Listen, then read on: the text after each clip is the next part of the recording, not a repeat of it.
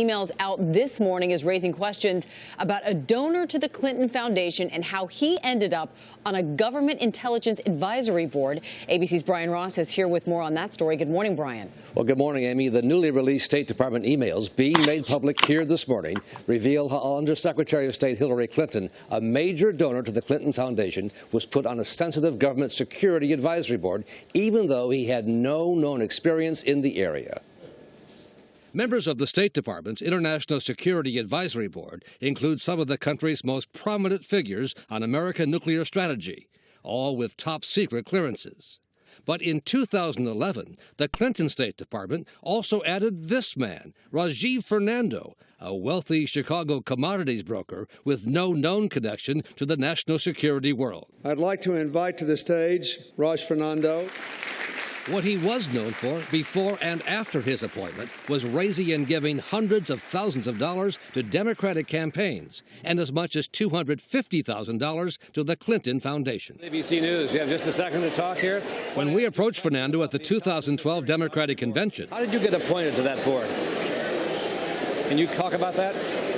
How do you know my name, out of curiosity? He became upset, and we were threatened with arrest. Yeah, this guiding the property will be arrested. I'll be arrested for asking questions of this man? Please leave. But now the new set of State Department emails, obtained after a lawsuit brought by Citizens United, reveals the role of Clinton Chief of Staff Cheryl Mills in appointing the big donor, with a senior career official using the shorthand S, a common reference to Secretary Clinton.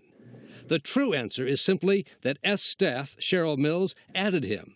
Raj was not on the list sent to S. He was added at their insistence. I don't know who will be giving money. At her confirmation hearing, Clinton vowed foundation donors would not receive special treatment. That will not influence, it will not be in the atmosphere. The new Clinton emails also show that when ABC began asking questions about the appointment of Fernando in 2011, top Clinton aide Cheryl Mills asked the press officer to stall for 24 hours. The very next day, Fernando submitted his resignation from the prestigious board.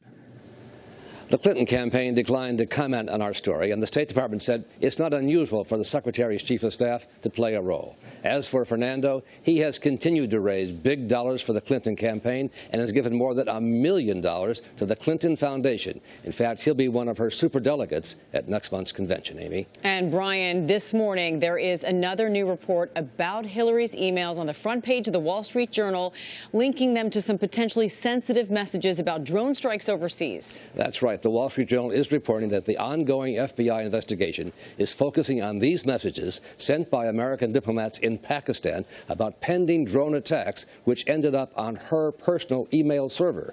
But the Journal also says the messages were vaguely worded and did not use the terms CIA or drone. ABC News has not been able to independently confirm the Journal's report, Amy. All right, Brian Ross, thank you so much.